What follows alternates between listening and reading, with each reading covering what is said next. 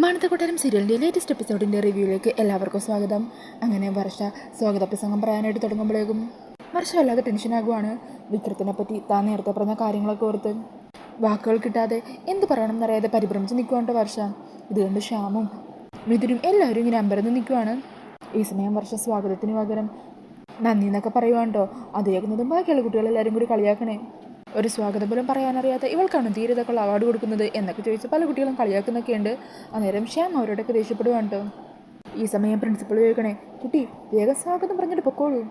അന്നേരം വർഷ പറയണേ, അത് ഈ ചടങ്ങിൻ്റെ അധ്യക്ഷനായ വിക്രം സാർ, സോറി ശ്രീനിവാസ സാറിനെയും പുരസ്കാര സമർപ്പണത്തിന് വന്ന വിക്രം സാറിനെയും നന്ദി പറയുന്നു.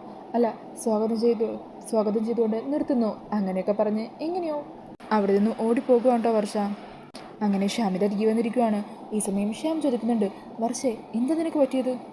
എന്താ നീയുടെ മര്യാദയൊക്കെ സംസാരിക്കാഞ്ഞത്? ഈ സമയം വർഷയാണെങ്കിൽ വല്ലാതെ ടെൻഷനിൽ നാണം കെട്ട് അവിടെ ഇരിക്കുകയാണ് കേട്ടോ. പിന്നീട് കാണിക്കുന്നത് മുത്തശ്ശി ദിയമോൾക്ക് കഥയൊക്കെ പറഞ്ഞു കൊടുക്കുവാണ്. അങ്ങനെ കൃഷ്ണന് പാല് കൊടുക്കാനായിട്ട് ഒരു സുന്ദരിയായ യുവതി വന്നു.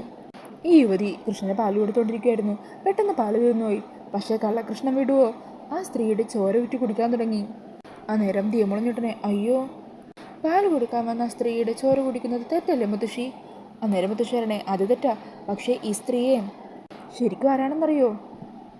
കൃഷ്ണനെ കൊല്ലാനായിട്ട് ഒരു യുവതിയുടെ രൂപം ധരിച്ചു വന്ന പൂതനയായിരുന്നു. അയ്യോ ആണോ? എന്നിട്ട് ആ പൂതനയ്ക്ക് എന്ത് സംഭവിച്ചു? കൃഷ്ണൻ ആ സ്ത്രീയുടെ ചോര കുടിച്ചുകൊണ്ടിരുന്നപ്പോൾ ആ പൂതന വേദന എടുത്ത് നിലവിളിച്ചു. അങ്ങനെ അവസാനം കൃഷ്ണൻ്റെ മുമ്പിൽ തന്നെ ആ പൂതന ചത്തു വീണു. അത് നന്നായി, അങ്ങനെ തന്നെ വേണം ആ പൂതനക്ക്. അന്നേരം മുത്തശ്ശി ചോദിക്കണേ, മോൾക്ക് ഈ കഥയിലൂടെ എന്താന്ന് മനസ്സിലായത്? അന്നേരം ദിയമോൾ പറയണേ, നമ്മുടെ അടുത്തേക്ക് ആരെങ്കിലും ചതിയും കാണിച്ചു വന്നു കഴിഞ്ഞാൽ അവരപ്പം തന്നെ മരിച്ചു വീഴുമെന്ന് മനസ്സിലായി. ഈ സമയം മിടുക്കി എന്നൊക്കെ പറഞ്ഞ് മുത്തശ്ശി ദിയമോളെ ഇങ്ങനെ കൊഞ്ചിക്കുവാണ്. ഇതേ സമയത്ത് ജോലി കഴിഞ്ഞ പ്രകാശനും പിന്നെ ഹരിതയെ കൂട്ടി മനോജ് ഇവിടെ എത്തുന്നുണ്ട് കേട്ടോ. ഈ സമയം ഹരിത, ചേച്ചി ഒരു ചായ. അന്നേരം മനോജും പ്രകാശും കൂടി അവർക്കും ചായ വേണമെന്ന് അടുക്കളയിലേക്ക് ഇങ്ങനെ വിളിച്ചു പറയുവാണ്. അതേക്കുന്ന സുചിത്ര അടുക്കളയിൽ നിന്ന് പിറുപിറുക്കുന്നുണ്ട്. ഓ, ഇവർക്കൊക്കെ ഇങ്ങനെ ഒന്ന് ഓർഡർ ഇട്ടാൽ മതിയല്ലോ. ഹരിത എന്ന് പറയുന്നവളാണെങ്കിൽ ഓഫീസിലേക്കൊന്നും പറഞ്ഞ് ഇവിടുന്ന് കെട്ടിയെടുക്കും. പിന്നെ തിരിച്ചു വന്നു കഴിഞ്ഞാൽ ഒരിടത്തും കണ്ടിട്ടില്ലാത്തൊരു ക്ഷീണമാണ്. വീട്ടിലെടുത്ത് നിൽക്കുന്നുണ്ടല്ലോ എല്ലാവർക്കും വേണ്ടി അടിമപ്പടി ചെയ്യാൻ. ഇവർക്കെല്ലാവർക്കും ഓരോന്ന് ഓർഡർ ഇട്ടാൽ മതിയല്ലോ. എൻ്റെ വിധി, അല്ലാതെ എന്ത് പറയാനാ എന്നൊക്കെ പറഞ്ഞ് അവിടെ നിന്ന് ചായ തിളപ്പിച്ചുകൊണ്ട് നിൽക്കുകയാണ്. ഇതേസമയം പ്രകാശൻ ദിയനോട് ചോദിക്കണേ, അല്ല മോൾക്ക് ഉച്ചയുറക്കമൊന്നും പതിവില്ലേ? അന്നേരം ദിയ പറയണേ, അത് പിന്നെ ഉച്ചക്ക് ഉറങ്ങിക്കഴിഞ്ഞാൽ മുത്തശ്ശി കഥ പറയുന്നതൊന്നും കേൾക്കാൻ പറ്റില്ലല്ലോ. ഈ സമയം മനോജ് പറയണേ, എന്താണെങ്കിലും അമ്മയ്ക്കിപ്പോൾ കഥയൊക്കെ പറഞ്ഞു കൊടുക്കാനും ചിരിച്ചു കളിച്ചിരിക്കാനും ഒരാളെ കിട്ടിയതിൻ്റെ സന്തോഷത്തിലാണല്ലേ. അന്നേരം പ്രകാശം പറയണേ, കൊച്ചുമോൾക്ക് പ്രസവിക്കാതെ തന്നെ അമ്മയാകാനുള്ള ഭാഗ്യം കൊടുത്ത പുന്നാര പേരക്കുട്ടിയല്ലേ ദിയമോളും. അതേക്കുമ്പോൾ ദിയമോളുടെ മുഖമൊക്കെ മറന്നുണ്ട്. അന്നേരം മുത്തശ്ശി പറയണേ, മോള് വിഷമിക്കണ്ട, മോളെക്കുറിച്ചൊന്നുമല്ല കേട്ടോ പറഞ്ഞത്.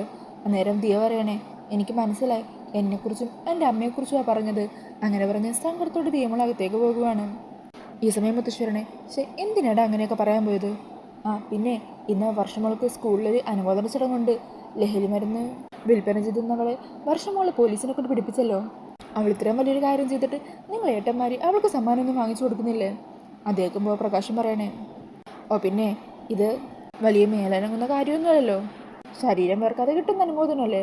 അതിൻ്റെ പിന്നാലെ ഞങ്ങളും കൂടി സമ്മാനം മേടിച്ചു കൊടുക്കേണ്ട കാര്യമുണ്ടെന്നൊന്നും എനിക്ക് തോന്നുന്നില്ല. ഈ സമയം ഹരിത പ്രകാശിനെ സപ്പോർട്ട് ചെയ്തോണ്ട് പറയണേ, അതെ, പ്രകാശേട്ടൻ പറയുന്നതിനോട് ഞാനും യോജിക്കുന്നു. ഞാൻ ഓഫീസിൽ ഒത്തിരി കഷ്ടപ്പെട്ട് പണിയെടുത്ത് ക്ഷീണിച്ച് അങ്ങോട്ടേക്ക് വരുന്നത്.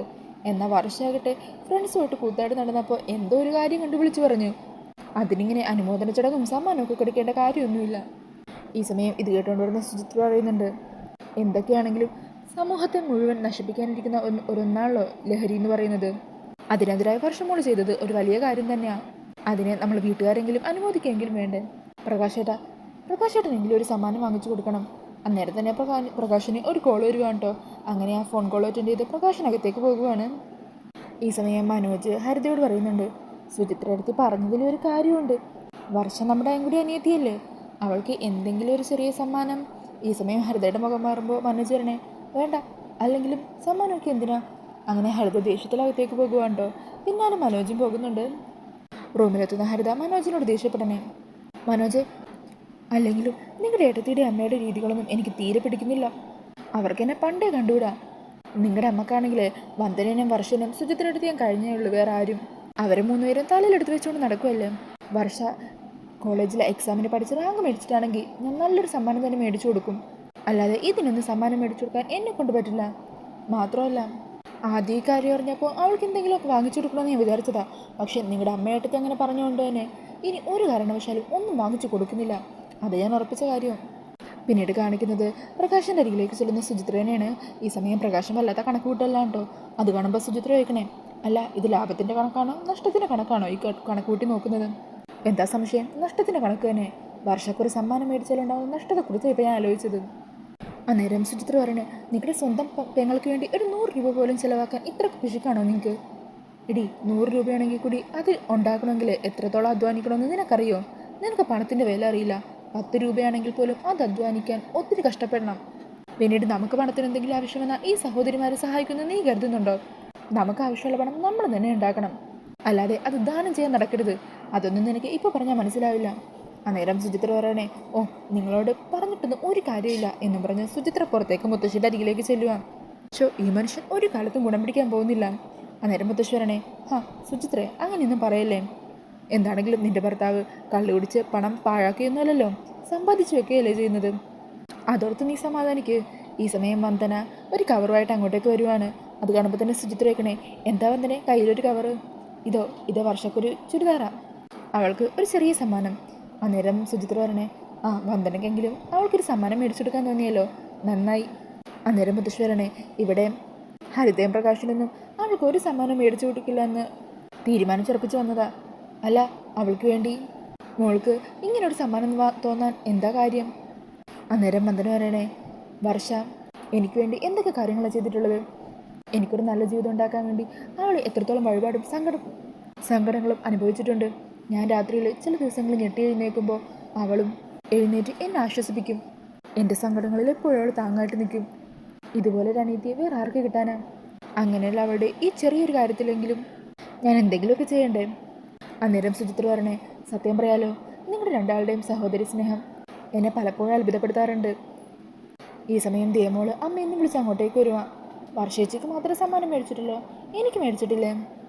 അന്നേരം വന്ദന പറഞ്ഞേ, എൻ്റെ ദിയമോൾക്ക് അമ്മ എന്ത് സമ്മാനം വേണമെങ്കിലും മേടിച്ചു തരാമല്ലോ, ഇതിപ്പോൾ വർഷേച്ചിക്കുള്ളതാ. അന്നേരം ദിയമോള് പിണങ്ങിയതുപോലെ ഇരിക്കുവാണ് കേട്ടോ. ആ സമയം വന്ദന ചോദിക്കണേ, എന്തു പറ്റി? ദിയക്കുട്ടി പിണങ്ങിയോ അമ്മയോട്? അങ്ങനെ പറഞ്ഞ് വന്ദന ഇങ്ങനെ ദിയനെ നോക്കുമ്പോൾ ദിയമോള് വന്ദനയെ നോക്കി ചിരിക്കുവാണ്. പിന്നീട് കാണിക്കുന്നത് അവിടെ സമ്മാനദാന ചടങ്ങുകളൊക്കെ നടക്കുവാണ് കേട്ടോ. അതിനായിട്ട് വിക്രത്തിനെ അവിടെയുള്ള ഒരു ടീച്ചർ എന്നെ സ്വാഗതം ചെയ്യുന്നുണ്ട്. പിന്നീട് 2 വാക്ക് സംസാരിക്കാനായിട്ട് വിക്രത്തെ സ്റ്റേജിലേക്ക് വിളിക്കുവാണ്. അന്നേരം വിക്രം പറയുവാണ്, ഞാൻ ജനിച്ചത് എന്നെ വായിൽ കരണ്ടിയൊന്നും ആയിട്ടല്ല. വളരെ പാവപ്പെട്ടൊരു കുടുംബത്തിലാണ് ഞാൻ ജനിച്ചത്. എൻ്റെ ചെറുപ്പത്തിൽ തന്നെ എൻ്റെ അച്ഛനും അമ്മയും നഷ്ടപ്പെട്ടു. ഒരനാഥനായിട്ടാണ് ഞാൻ വളർന്നത്. ഒത്തിരി കഷ്ടപ്പെട്ടും അധ്വാനം ചെയ്ത് തന്നെയാണ് ഇന്ന് ഈ കാണുന്ന നിലയിൽ ഞാൻ എത്തിയത്. ഇന്നിപ്പോൾ ഇവിടെ വലിയൊരു കാര്യം ചെയ്ത് സമൂഹത്തിൽ തന്നെ മാതൃകയായി നിൽക്കുന്ന വർഷയെ അനുമോദിക്കാൻ ഇവിടെ എത്തിയതിൽ എനിക്ക് ഒത്തിരി സന്തോഷമുണ്ട്. ഇത്രയും ധീരതയുള്ള ഒരു കാര്യം വർഷ എങ്ങനെയാണ് ചെയ്തതെന്ന് വർഷ തന്നെ നിങ്ങളോട് സംസാരിക്കും. 2 വാക്ക് സംസാരിക്കാനായി വർഷ ഞാൻ വിളിക്കുവാണ്. വരൂ വർഷ, വന്ന് സംസാരിക്കൂ. അന്നേരം വർഷ പറയണേ, വേണ്ട സാർ, എന്നെക്കൊണ്ട് സംസാരിക്കാൻ പറ്റില്ല. അങ്ങനെ പറഞ്ഞ വർഷ അവിടെ ഇരിക്കുവാണ് കേട്ടോ. ഈ സമയം മിഥുൻ ശ്യാമിനോട് പറയണേ, എടാ നീ സംഭവം നേരി കണ്ടതല്ലേ, വർഷയ്ക്ക് വേണ്ടി നീ ചെന്ന് സംസാരിക്കും. ഈ സമയം വിക്രം വീണ്ടും വർഷ വിളിക്കുന്നുണ്ട്. അന്നേരം ശ്യാം പറയണേ, സാർ ഞാൻ വന്ന് സംസാരിക്കാം. അങ്ങനെ ശ്യാം സംസാരിക്കാനായിട്ട് സ്റ്റേജിലേക്ക് കയറി ചെല്ലുവാണ് കേട്ടോ. അങ്ങനെ ആ ഒരു സീൻ കാണിച്ചുകൊണ്ട് ഇന്നത്തെ എപ്പിസോഡ് വരുവാണ്. അപ്പോൾ ഈ ഒരു റിവ്യൂ ഇഷ്ടമായിട്ടുണ്ടെങ്കിൽ മറക്കാതെ വീഡിയോ ഒന്ന് ലൈക്ക് ചെയ്യണേ. കൂടുതൽ റിവ്യൂസിനായിട്ട് ഈ ചാനലൊന്ന് സബ്സ്ക്രൈബ് ചെയ്ത് സപ്പോർട്ട് ചെയ്യണേ. Thank you.